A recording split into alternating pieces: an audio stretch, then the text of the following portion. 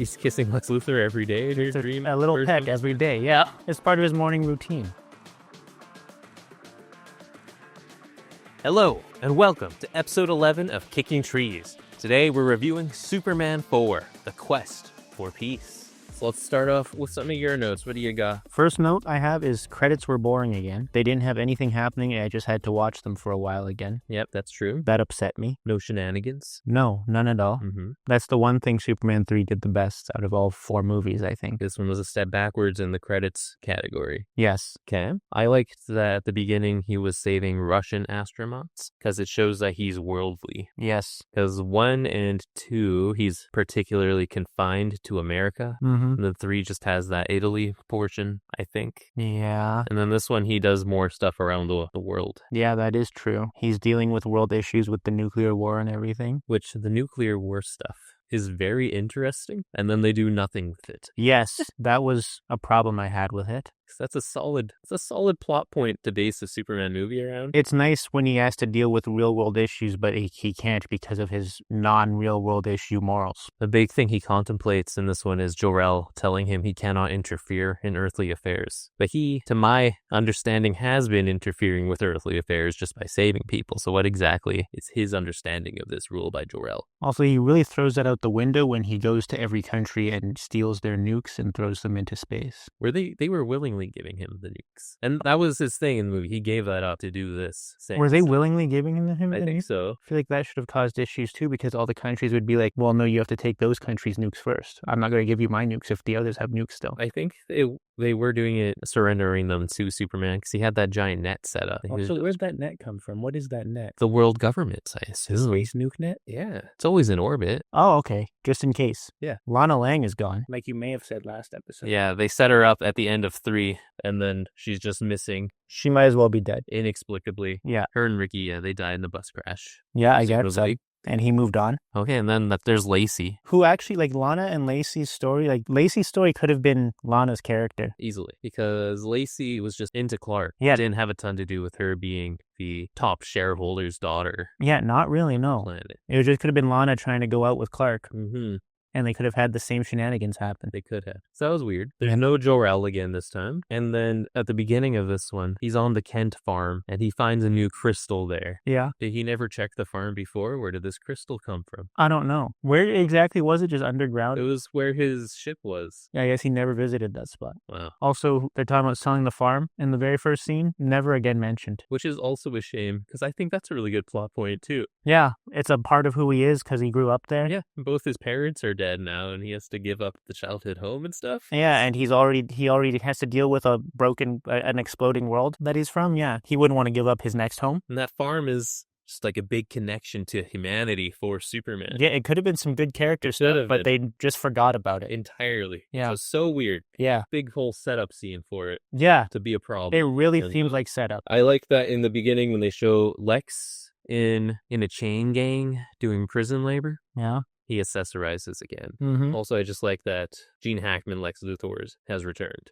Yes, that was something missing from the last one for sure. And they like that the other inmates are insulting him. Yes, that's also good because to inmates he would be a loser. Yeah, he's just like a small petty man. Yeah. And that's like a good little tidbit for him to have. I can't imagine him having respect in prison. No, especially without Otis there to protect him. Yeah, no. It's just not happening. And then I like how, so Lex Luthor's in prison and then he gets busted out by his nephew, Lenny Luthor, played by John Cryer. Yes. And Lenny Luthor busts him out by absolutely killing these guards. And then for some weird reason, they have a scene showing that the guards are okay. Yes, they are in a horrible car accident, and I think it explodes. And they walk out, they crawl out in one piece. And these movies aren't averse to killing people. No, they've done it before. So I don't know why that one specifically. Yeah, I thought that was weird too. Want Lenny to be guilty, but he's a bad guy in the movie. I don't know. Zod's gang kicked astronauts into who knows how far into space. So they had a turnaround on violence. I guess so. Lois, when describing Clark Kent to Lacey. Lacey is the daughter of the top shareholder at the Daily Planet. She comes in and does some sort of work there, and she's immediately interested in Clark Kent for reasons that aren't super described. He's so nice. Is that it? That was it. He's very nice. And then I'm sure because he's attractive. because he's like 6'4". Yeah. Lois describes Clark to Lacey, and Lois describes the dog. Yeah. And I thought that was funny. Lois barely likes Clark. Lois is so good. We say that in each of these. Lois is so good. She's by far the best part in each movie. She's like, oh, he's loyal, and he dotes on you.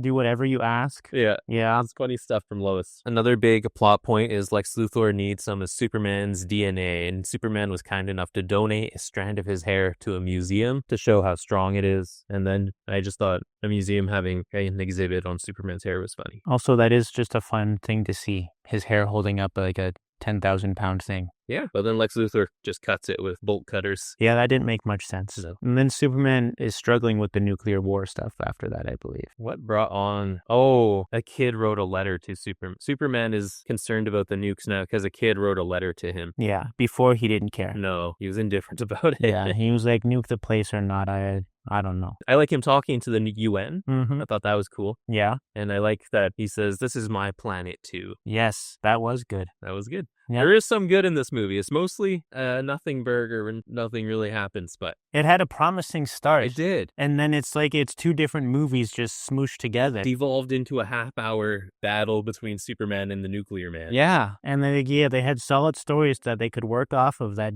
had nothing to do with the second half of the movie. No, not at all. And then, and he's struggling with the decision of what to do with the nuclear war. So he's talking to Lois about it and reveals he's Superman to her and then gives her an amnesia kiss again. Yes, the return of the amnesia kiss in this one. And I think repeatedly wiping Lois's mind is cruel. For sure. It's not a very moral act. Also, this is definitely not the second time he's done this. No. Just whenever he wants some kicks or is a little down in the dumps. Yeah. He reminds Lois that he's Superman, has a fun night on the town. Just to have like a fan. Exactly. Yeah. And then amnesia kisses her again, and eventually her mind will be mush. That's why she can't spell. Oh my God. Yeah.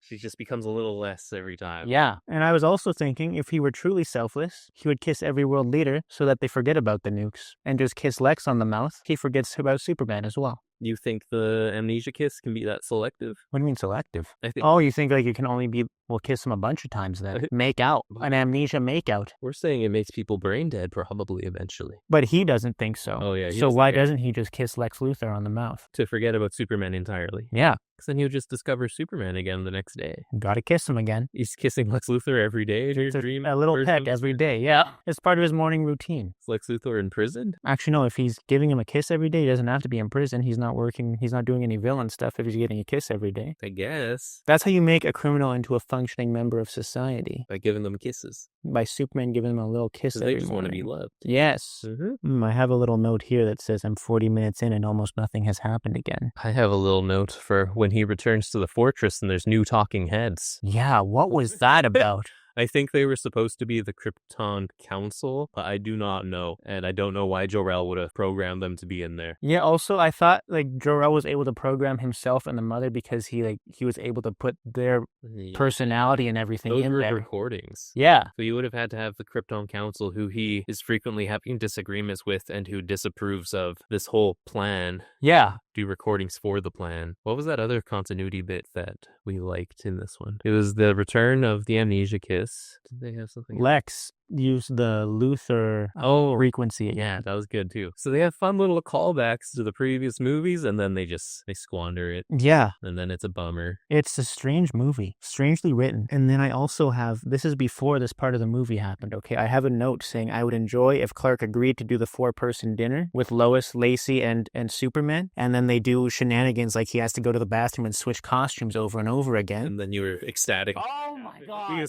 And it actually happened. So that's a classic rom-com plot. Yeah. Sitcom plot. And I thought surely it's too ridiculous to do. And then they had no problem doing it. That's where you thought wrong. Nothing was too ridiculous. Yeah. It was my favorite part of the movie. It was a delight. Mm-hmm. My favorite part was the return of the roofie kiss. Right. Just because that was outrageous. Yeah. And especially using it once is already outrageous, but the way he used it in this movie is more outrageous. Because it was just inconsequential. Yeah. He didn't have to do that at all. And then why keep erasing her memories? if he wants her to remember, seemingly. Yeah. I don't know. It didn't even make sense in the second movie why he had to do it. So Lex has Superman's DNA, and he wants a foe to oppose Superman. So he makes the Nuclear Man in just a lunchbox, and I thought that was funny, and now he put in a little costume in there. And Lenny's like, that's not going to fit him, and Luthor's like, it stretches. Yeah. So they have that same joke in Megamind. They do, yeah. With Titan. Titan, yeah. I forgot about that. And they were doing Superman stuff with Titan. Yeah. Yeah. So I thought that was funny. And then the Nuclear Man needs to cut his nails. They're a little grody. I don't get why they were growing every time he used his powers. I don't know. What was with it? Was weird. It was yucky. It was yucky. And Clark eventually goes on a date with Lacey, and then they show him jazzercising,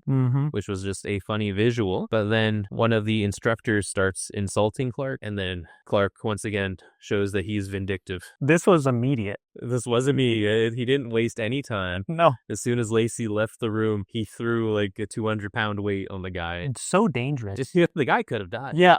So that's Superman for you. Yeah. Petty revenge. Yeah, that's how you know him. That's what he is. Also, when Lex made the Nuclear Man, he lit his cigar by using the Nuclear Man's fingers or something. He's gonna die of cancer now. Just by hanging out with the Nuclear Man, even. Yeah, and then you use his nuclear powers to light your cigar. So there goes Lex.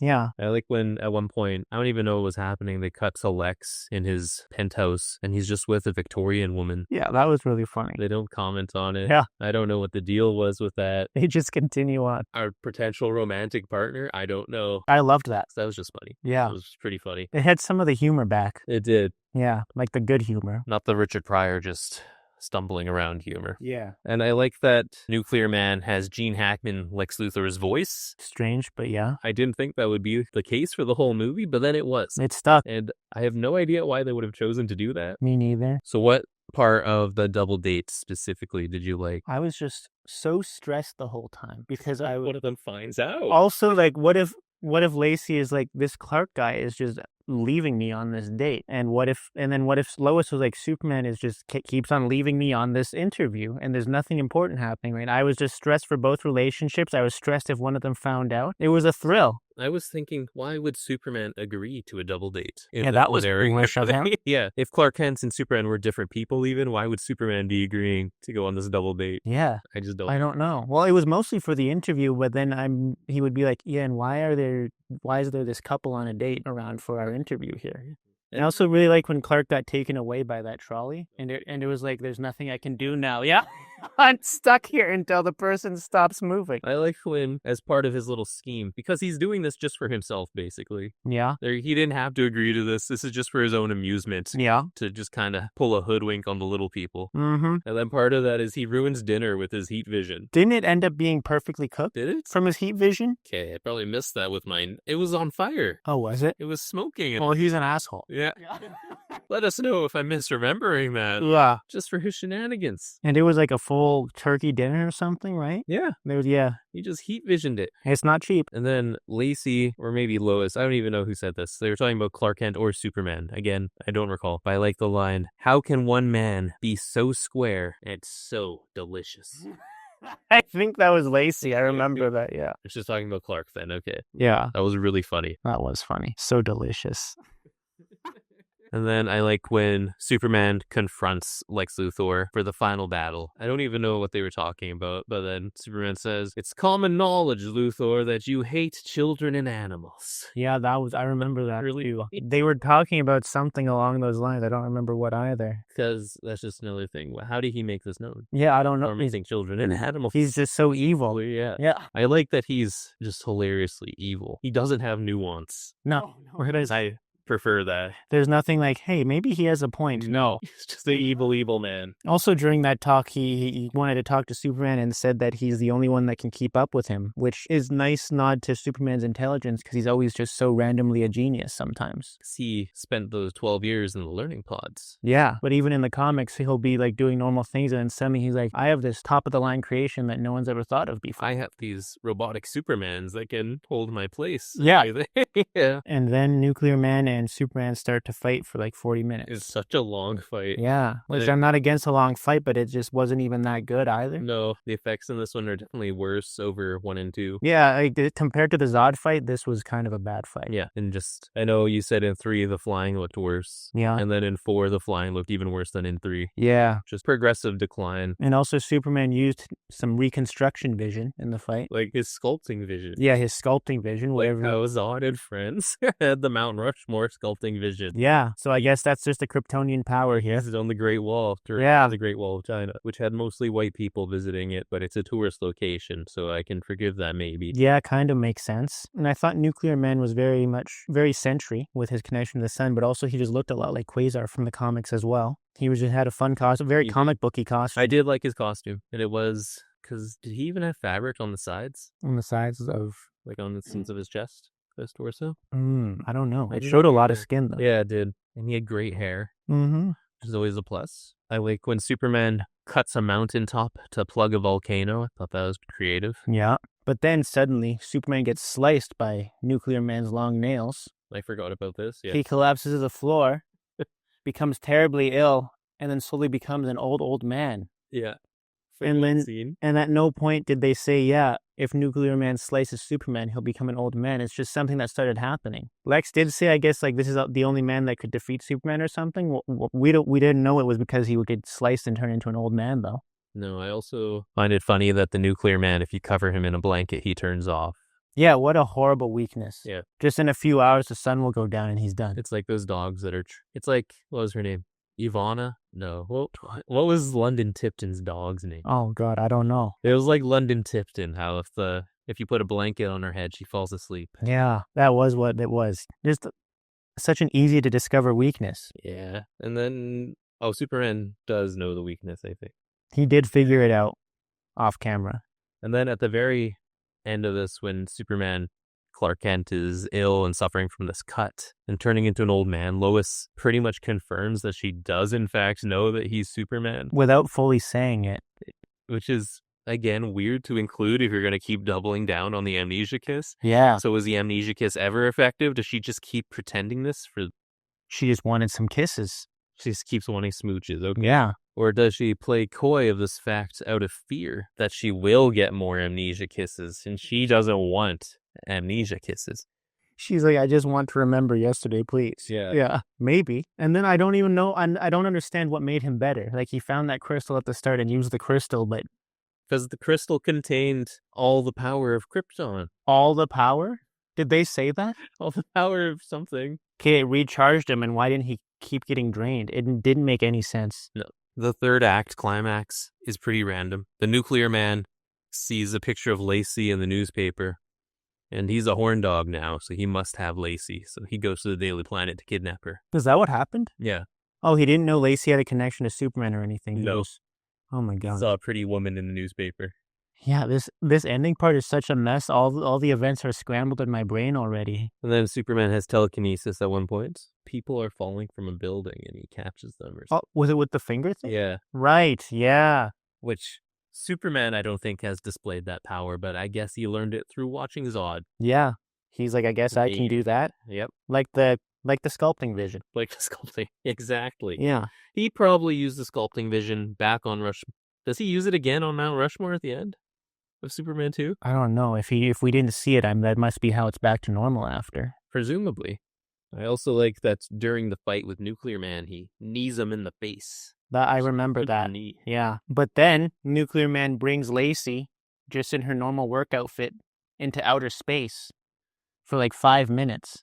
Yeah, and I remember when I first saw that, I was like, okay, maybe they're just in the like very limit of Earth's atmosphere, but then they show Earth far away. That's exactly what I thought too. Like, that's still stretching it. She should still be dead, but maybe they just want to explain it like that, and then they show her coming back. He has to like fly for like 15 seconds to get back to Earth. It's just fine. Yeah. And the thing is, in the sci-fi of this world, they had astronauts in Superman 2, so it's shown that humans do need something to survive in space. Yeah. But not Lacey. No, because she's probably secretly Lara L. They were setting that up? Yeah. In Superman 5, they were going to have Superman question her? And then she'd be his mom. Wow. Yeah. So that's good stuff right there. Know. Yeah. I like when Superman and Nuclearman are fighting, and Nuclearman just keeps hitting Superman over the head. And then he Steliocantoses him into the ground. Yeah, hitting him all the way into the moon. Mm-hmm. That was fun. Should have came back for a running start. He elbow right to the dome. Yeah. And I like when Lex and Lenny are escaping at the very end, or trying to escape. In that special car, Lex is wearing a flight cap and goggles while he drives. Yeah, that was funny. Because he likes to accessorize. Also, what a useless character Lenny was. He didn't do anything. He was definitely supposed to be an Otis replacement. Why not have Otis? I don't know. Yeah, he was so useless. Maybe they wanted John Cryer there to really connect with the youth of the day. How famous was John Cryer at the time? I don't know. He was probably Ducky by that point in one of those movies. Who's Ducky? That's his character in 16 Candles, Pretty in Pink. Oh, I don't know the difference between those films. I could be very wrong, but I'm quite sure it's... Oh, God. 16 Candles. Look at you go. I just said I could be very wrong, though. Which one is Pretty in Pink? Pretty in Pink, she has a homemade pink dress, and she lives in a trailer. And 16 Candles, her family owns a house. Okay, I think it was 16 Candles then. Okay.